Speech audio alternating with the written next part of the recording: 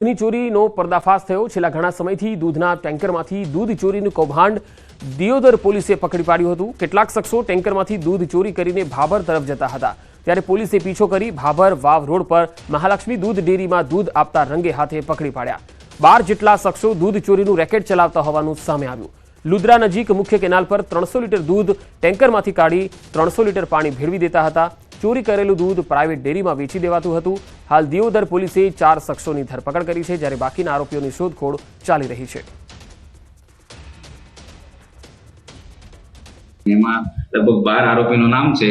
એમાં દૂધ લેનાર દૂધ ટેન્કર માલિકનું પણ નામ છે, દૂધ ટેન્કર ચાલકનું નામ છે, દૂધ લેનારનું પણ નામ છે, અને આ જે લોકો જે કાવતરું કરીને ત્યાંથી દૂધ કાઢવાનું અને પાણી નાખવાનું જે કાવતરું રચીને જે એની અમલવારી કરતા હતા, એવા 4 બીજા આરોપીઓનું પણ નામ છે, જેમાં લોકો પાયલટિંગ કરતા હતા, કઈ લોકો પાણી કારબામાં ભરીને લાવતા હતા, અને કઈ લોકો એમાંથી બધું સંકલન કરતા હતા કે કોઈની નજરમાં ના આવે। દાહોદમાં જેસાવાડા ગામે મંદિરમાં તસ્કરો ત્રાટક્યા। પદ્મનાથ મંદિરમાં ચોરી કરી હતી। મંદિરમાં પાછળના ભાગેથી સીડી બનાવી અને મંદિરમાં ઘૂસી ગયા। 3 દાનપેટીમાંથી આશરે 25 થી 30 હજારની ચોરી કરી અને ફરાર થઈ ગયા। આ તસ્કરો સીસીટીવીમાં કેદ થયા છે। જેસાવાડા પોલીસ દ્વારા હાલ તપાસ ચાલી રહી છે।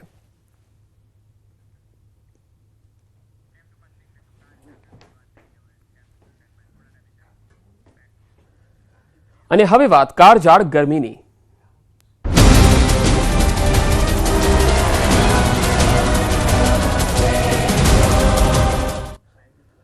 આગન ભઠ્ઠીમાં શેકાયું ગુજરાત। એપ્રિલની ગરમીએ ગયા વર્ષનો રેકોર્ડ તોડ્યો। રાજ્યના 9 શહેરોનું તાપમાન 42 ડિગ્રીને પાર થયું। હજુ 36 કલાક કચ્છમાં ભારે ગરમીનું રેડ એલર્ટ છે। રાજકોટ અને પોરબંદર જિલ્લામાં ઓરેન્જ એલર્ટ આપવામાં આવ્યું, તો ઉત્તર ગુજરાતમાં ગરમીનું યેલો એલર્ટ અપાયું। રાજકોટમાં 43.9 ડિગ્રી, અમદાવાદમાં 43 ડિગ્રી, જ્યારે ગાંધીનગરમાં 42.5 ડિગ્રી તાપમાન નોંધાયું। રાજ્યના 13 શહેરોનું તાપમાન 37 ડિગ્રીને પાર જોવા મળ્યું। ભુજમાં 43 ડિગ્રી, ડીસામાં 43.3 ડિગ્રી, અમદાવાદમાં 3 દિવસમાં 44 ડિગ્રી તાપમાન થઈ શકે છે। અમદાવાદમાં સામાન્ય કરતાં 4 ડિગ્રી વધુ તાપમાન જોવા મળી શકે છે।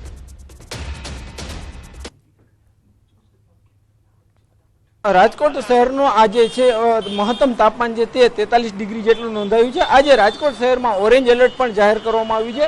લોકો છે તે ક્યાંક ને ક્યાંક ઘરની બહાર નીકળવાનું ટાળી રહ્યા છે। કેટલાક લોકો નીકળે પણ છે તો તે ઠંડા પીણાનો ઉપયોગ કરી રહ્યા છે। હાલ આપણી સાથે રાજકોટના લોકો છે, આપણે એમની સાથે વાત કરીશું। શું કહેશો, આજે કેવી ગરમી? બહુ જ ગરમી છે, એટલી ગરમી છે બહાર નીકળવાનું મન નથી થતું। ઠંડુ પીને થોડીક રાહત મળે છે। અન્ય લોકો છે, આપણે એમની સાથે પણ વાત કરવાનો પ્રયાસ કરીશું। ખાસ ગોગલ્સ પહેર્યા છે, તમે ઠંડા પીણા પણ પી રહ્યા છો, કેવી પરિસ્થિતિ રાજકોટ શહેર? બહુ ખરાબ છે, ગરમી વધારે છે, ગરમી વધારે છે। હા, બહુ ગરમ લાગે। ના, અગાઉ નથી પડતી ગરમી, ઘણા ટાઈમ પછીથી આવું। રાજકોટના લોકો છે તે ક્યાંક ને ક્યાંક જે છે અત્યારે ઠંડા પીણાનો સહારો લઈ રહ્યા છે। તો બીજી તરફ રાજકોટ શહેરના રાજમાર્ગો પણ હું આપને બતાવવા માંગીશ। આ રાજકોટ શહેરનો યાજ્ઞિક રોડ છે।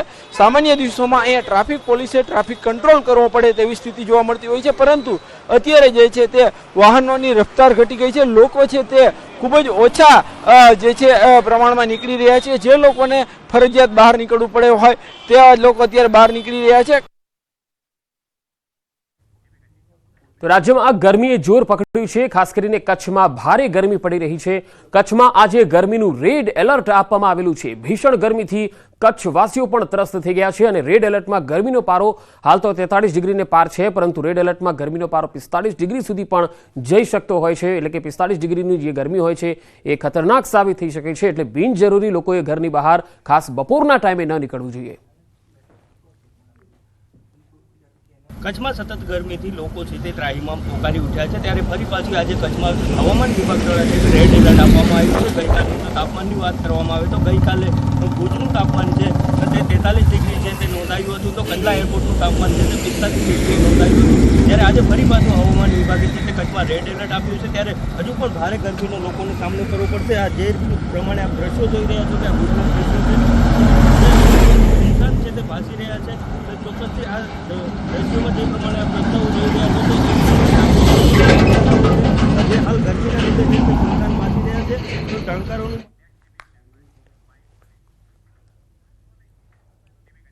તો કાળઝાળ ગરમીમાં કચ્છ શેકાઈ ગયું। બપોરના સમયે ભીષણ ગરમી પડી રહી છે ત્યારે રાપર પોલીસે રાહદારીઓની વહારે આવી। રાપર પોલીસે ટ્રાફિક ચોકી પાસે છાશની પરબ શરૂ કરી।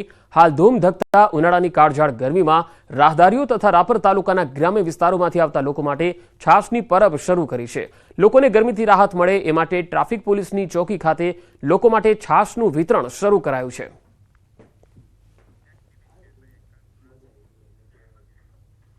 સુરતના કોસંબા ખાતે લાગી આગ। કોસંબા પોલીસ સ્ટેશનની બાજુમાં માલમાં ઝડપાયેલા વાહનોમાં લાગી આગ। આગ લાગતા જ અફરાતફરી મચી ગઈ। આગમાં 4 વાહનો પણ બળીને ખાખ થઈ ગયા। વિદેશી દારૂ કેમિકલમાં ઝડપાયેલ વાહનો ખુલ્લી જગ્યામાં મૂકવામાં આવતા હતા। આજુબાજુમાં રહેતા સ્થાનિકો દ્વારા મુદ્દામાલમાં ઝડપાયેલ વાહનોનો નિકાલ કરવા માટે પોલીસ સ્ટેશન અથવા મામલતદાર ખાતે અરજી કરવામાં આવી હતી। નગરપાલિકાના ફાયર વિભાગે ઘટનાસ્થળે પહોંચી અને આગ પર કાબુ મેળવી લીધો હતો। દવાખાના પાસે તો ત્યાં 2 ગાડીમાં ફાયર થઈ ગયેલી હતી તો એના માટે અમને કોલ આવ્યો હતો અને અમે તરત કોલમાં નીકળી પડેલા હતા ને આટલે ગાડી પાણી મારીને એને ઠંડુ પાડ્યું હતું। બનાસકાંઠાના ડીસામાં ફટાકડાની ફેક્ટરીમાં બ્લાસ્ટ મામલે વધુ એક આરોપીની અટકાયત કરવામાં આવી। બનાસકાંઠા પોલીસે મધ્યપ્રદેશના આરોપી હરીશની અટકાયત કરી। ઇન્દોરથી હરીશ નામના શખ્સની અટકાયત કરી અને ડીસા લાવી પૂછપરછ હાથ ધરી। ડીસાના ફટાકડાના ગોડાઉનના માલિક પિતા પુત્ર હાલ પોલીસ રિમાન્ડ પર છે। ડીસા ફટાકડાની ફેક્ટરીમાં બ્લાસ્ટ બાદ આગ લાગતા 22 લોકોના મૃત્યુ થયા હતા।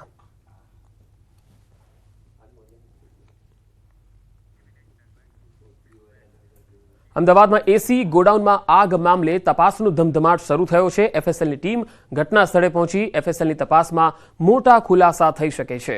જીવરાજ પાર્કમાં એસીના ગોડાઉનમાં ભીષણ આગ લાગી ગઈ હતી। ભીષણ આગમાં 2 લોકોના મૃત્યુ થયા હતા। અમદાવાદના જીવરાજ પાર્કમાં ગઈકાલે લાગેલી આગ બાદ આજે ભયાનક દ્રશ્યો સામે આવ્યા। રહેણાંક વિસ્તારમાં બનાવેલા ગોડાઉનમાં આગ લાગી ગઈ હતી। આગ લાગતા એસીના ગેસ સિલિન્ડરમાં બ્લાસ્ટ થયા। આસપાસના વિસ્તારોમાં પણ ધડાકા સંભળાયા હતા। આગ બાદના ભયાવહ દ્રશ્યો જોવા મળ્યા। સાબરકાંઠામાં વિદેશી દારૂના બુટલેગરો બેફામ બની ગયા છે। ફિલ્મી ઢબે દારૂની હેરાફેરી અને પોલીસ પર જીવલેણ હુમલો કર્યો। સાબરકાંઠાના વડાલીમાં બુટલેગરો દ્વારા વિદેશી દારૂની હેરાફેરી કરતી વખતે ફિલ્મી ઢબે દહેશત ફેલાવવાનો પ્રયાસ કર્યો। વડાલી પોલીસ સ્ટેશન નજીક બેરિકેડ તોડી આરોપીઓ ફરાર થયા હતા। પોલીસે નાકાબંધી કરી અને તાબડતોબ કાર્યવાહી શરૂ કરી હતી। ફરાર થયા આરોપીઓએ ઇનોવા કાર એએસઆઈ નરસિંહભાઈ પર ચઢાવી દેતા નાની મોટી ઈજા પહોંચી। अन्य क्रेटा कार जे पीछो करी रही थी तेने पण टक्कर मारी नुकसान पहोंचाड्યું। पोलीसे हाईवे पर तत्काल पीछो कर्यो અને इनोवा कारने खेतरमां घुसाड़ी हुमलाखोरोने झड़पी लीधा। आरोपीओ पासेथी कुल 17,22,000 करता વધુ કિંમતનો વિદેશી દારૂનો જથ્થો સહિત ઇનોવા કાર ઝડપી લેવામાં આવી। વડાલી લોકલ પોલીસ સહિત એલસીબીની સંયુક્ત કામગીરીથી સમગ્ર ઓપરેશન સફળ બન્યું। 2 આરોપીઓને ઝડપી अन्य 4 आरोपीओ विरुद्ध कायदेसરની કાર્યવાહી કરી વધુ તપાસ હાથ ધરી। મહેસાણામાં સીલ કરેલો મુદ્દામાલ